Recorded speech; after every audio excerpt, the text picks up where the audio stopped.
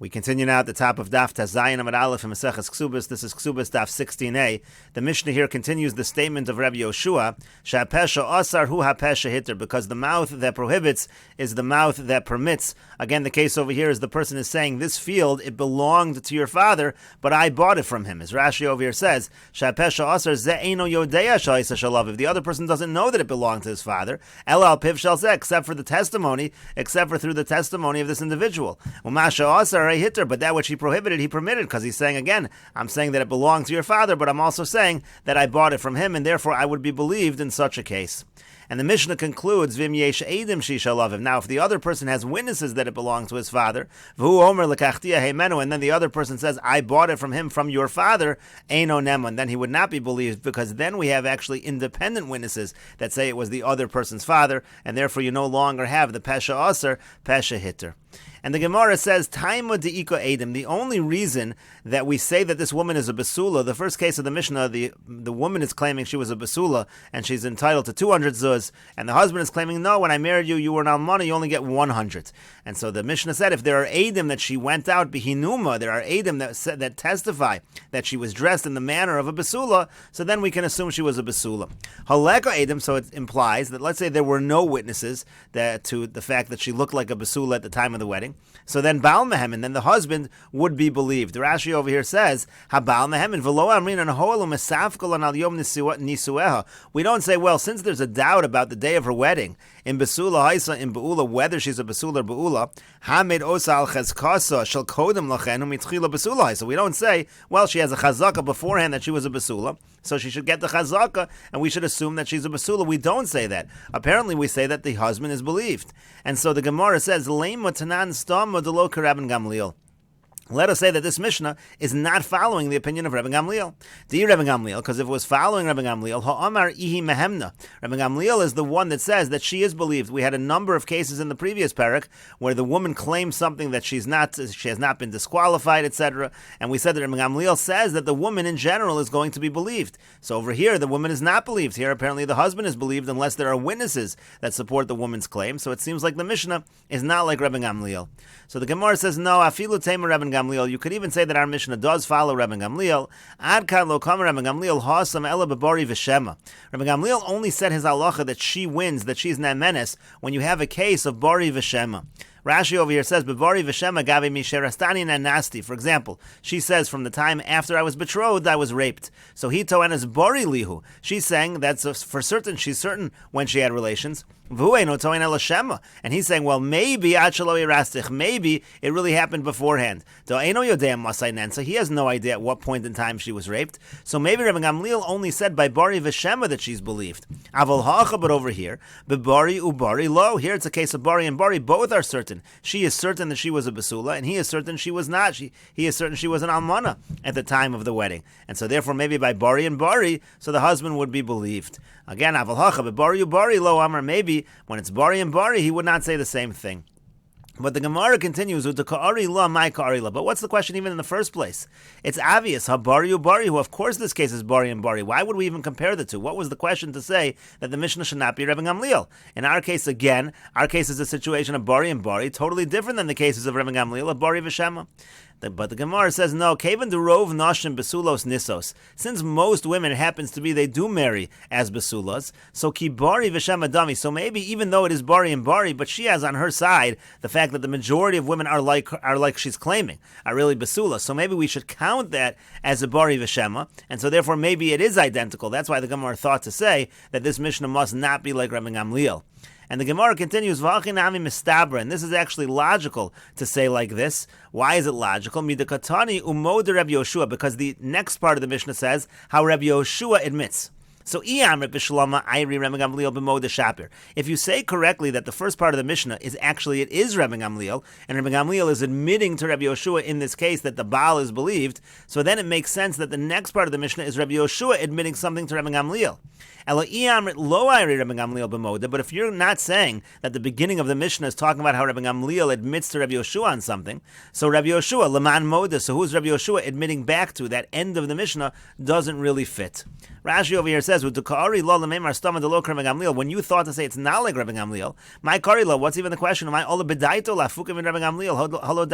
it's not similar at all, because our Mishnah is Bari and Bari. And the Gemara says, no, it is similar. Because Kevin the Rov Nashim Besulos Niso, since most women marry as Besulos Krovata Nasa Lios Amis, it seems like she's saying the truth. Yozer Mishalom more than him, Uchavari V'Shem Adami, it should be similar to a Bari against a Shema. And the Gemara says, and Rashi says, "V'achinami mistabra to Rabbi Gamliel modeba de Baal Mehemen." It makes sense to say that Rabbi Gamliel is the one admitting. He's saying that in this case, I admit that the husband is believed, because again, if you're going to say the beginning of the Mishnah, Rabbi Gamliel is admitting something to Rabbi Yoshua. Again, the beginning of the Mishnah, Rabbi Gamliel is admitting to Rabbi Yoshua. Even though I argue against you by Bari and Shema, I admit by Bari and Bari that the husband would be believed. Then it would make sense at the end of the Mishnah, Rabbi Yoshua is admitting to Rabbi Gamliel. That's this case of the field. When a person says that this field, in this field belonged to your father and I bought it from him, so then in that case, Rabbi Yoshua then admits to Rabbi Gamliel, there I would believe the person's claim. Even though in the case when the woman says that I was raped after the betrothal, there is a possibility there to say migo as well. She could have had a better claim. Lo mehem, that she's not believed. Over there, Rabbi Yoshua says she's not believed. But modina, behind migo, di boy shasik. But here, I do say there's a migo because it's a strong migo. He could have said nothing at all. He could have simply said it. He didn't have to say anything. He didn't have to say it belongs to your father. So therefore, when he says it belonged to your father, but I bought it from him, he is going to be believed. But the Gemara responds, Misavrit Rabbi Yoshua hai pirkin koi. Do you think that Rabbi Yoshua is going on our parak? It's not even true. Amigo koi v'apirkin kamokoi. He's actually going on migo, and he's going on the first parak. It's really this part of the Mishnah of Rabbi Yoshua actually might just be a continuation of the earlier parak. Rashi over here says, Amigo koi aplugsa di'ikol memar ba migo b'parakama. There's an argument where there was a possibility of migo in the first parak. So koi, so he's going on that. The Kamer, and he's saying, Afagav de peligna b'migo de hasam. Even though that migo over there I argued, and I did not listen to the woman, but migo de hacha modina kedel. But the migo over here, in this case, in this Mishnah, I do admit to you, and we believe the person with the migo. Again, that's what it means. Amigo koi va'pirkan kama koi. He's going on the case of the migo in the earlier parak, and the Gemara says ahaya. So which case exactly in the earlier parak is there a migo? And the Gemara says, Ilay Maha, if you're going to say it's going on the following case. Haisamu Beres, the case is she's pregnant. V'yamru la mativo shal ubarzeh, and we say to her, what's the status of this child that you're carrying? And she says, Meish ploni v'kohen, who she says it's from so-and-so who's a Kohen. Rabbi Gamliel v'Rebbe Lazar omrim ne'emenes, again, Rabbi Gamliel and Rebbe Lazar, they say she is believed. Rabbi Yoshua omer lo mipi anu chayin. Rabbi Yoshua says, no, we don't go by her word. So there you're going to suggest that she has a migo, and Rabbi Yoshua does not accept what she is saying. But the Gemara says, Hasam over there, my migo ika. What migo is there over there? Hare kreisa ben shina. She has to admit that she's pregnant. We can see in front of us that she's pregnant, so it's obvious that she had relations. Rashi over here says, Ahaya ika migo. Where's their migo? Hare kreisa ben shina. Veini yechol lomer lo nivalti. She couldn't possibly claim that I never had relations. That's impossible in that case. So clearly there's no migo in that case. She had no other claim. Elaha, so the Gemara says, rather it's going on this, on the following case. Let's say we see her speaking with a certain individual. And we say, what's the status of this person you're speaking with? And she says, Ish ploni v'kohen. She says he's so-and-so, he's a Kohen, he's not someone that disqualifies me. Rabbi Gamliel, Rabbi Lazar, Omer Ne'emenes. Rabbi Gamliel and Rabbi Lazar say she's believed. Rabbi Yoshua Omer lo mipia anu chayin. And again, Rabbi Yoshua says, we don't go by her word. So the Gemara says again, Hasam my migo ika. So over there also, what migo exactly is there in this case? And the Gemara says we could understand it. Hanichol is Zeiri. Now I understand, according to Zeiri, the Amar Mai Midaberes Nistera. So Zeiri happens to say that Midaberes, as we learned in the first parak, Midaberes simply means she was in seclusion. We saw her in seclusion with this individual. So there we can understand the Migo. Migo di Bayamra lo nevalti, because there's a Migo that she could have said, I never had relations at all. We don't have evidence that she had relations. She could have said, I had no relations at all. The Ka'amra nevalti, but she's saying she had relations, but it's somebody who's kosher. So Mehemna, so therefore she should be believed. So that's a case of a migo which Rabbi Yoshua does not use the migo, does not believe her. And following up on that, our Mishnah is saying this particular migo here, the Pesha Asr, Pesha Hitter, Rabbi Yoshua does accept. El Ravasi, but according to Ravasi, the Omar my medaberes nevelas, he says that the word medaberes means that we actually know she had relations. So again, my migo ika, what migo is there in that case? We already know she had relations. There is no better claim. And so the Gemara says, V'elo aha. Rather, you could say it's going on this case in the first parak. Hi omeres mukas eitzani. She says that the reason why I don't have my besulim is because it was an injury by wood. V'hu omer lo, and he says, no, kiela drusas isha. It's really you had relations with a man, you were trampled, so to speak, by a man, and therefore he's claiming she's not a mukas eitz. Rabbi Gamliel v'Rebbe Elazar omrim nen menes. Again, Rabbi Gamliel and Rabbi Elazar say she is believed. Rabbi Yoshua omer lo mipia anu chayin. Rabbi Yoshua says, no, we don't take her word for it. And so the Gemara says, Hasamai migo ika. Over there, what exactly is the migo? What's the better claim she could have made? And the Gemara says, Bishlam al Rebbe Elazar. Now, I understand how you could say there's a migo according to Rebbe Elazar. To Amar b'mona v'lo klum, because Rebbe Elazar says she is asking for 100, and he's saying, I owe you nothing. So migo di boy amra mukas eitz ani tachtecha. She could have had a better claim. She could have said, I was a mukas eitz while we were married, not before we were married, but while we were married. V'isla masayim, and then she would have actually been claiming 200. V'ko amra meikara deles lo'elamana, but instead, she's saying that I was a mukas eitz from before the marriage, which entitles her only to 100. Mehemna, so you do have this migo that she should be believed. There we understand the migo.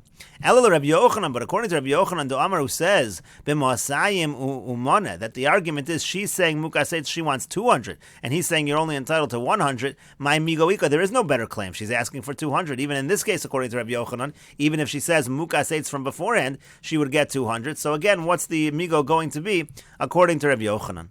And so the Gemara continues, Elo aha, rather we're going on the following case. Let's say a person marries a woman and he doesn't find that she has her besulim.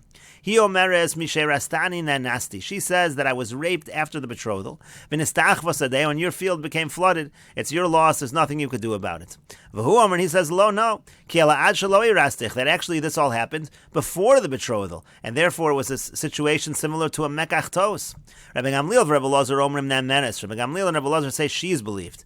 Rabbi Yoshua omer, but Rabbi Yoshua says, Lo mi pia anu chayin. We do not believe her claim. Again, we don't believe her claim. Mishe rastani nanasti. So there she had a better claim. The migo di boyamra mukas eitz ani tachtecha, because she has a migo, she could have had a better claim. Instead of saying she was raped, she could have said she's a mukas eitz. There was just an injury. The lo kapasla nafsha mikuna. Why is that a better claim? Because she wouldn't disqualify herself from the kuna. The ko amra nan nasti, and instead what is she saying? She's saying I was raped. The kapasla nafsha mikuna. There she's disqualifying herself from marrying a kohen.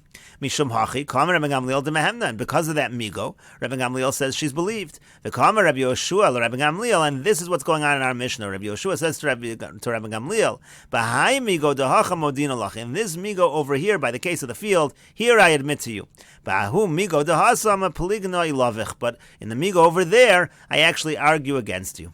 And the Gemara now says, "Michli, let us see." Hi migo v'hai migo. In both cases, it's a migo. Ma'ishna hai migo, may hai migo. What's the difference between the two migos? Why is it that Rabbi Yoshua makes a distinction? Why does he say that it's specifically in the case of the field, the person is believed? And the Gemara answers, Hacha over here, Ein shor shachat lefanecha. You don't have a shore that's shechted right in front of us.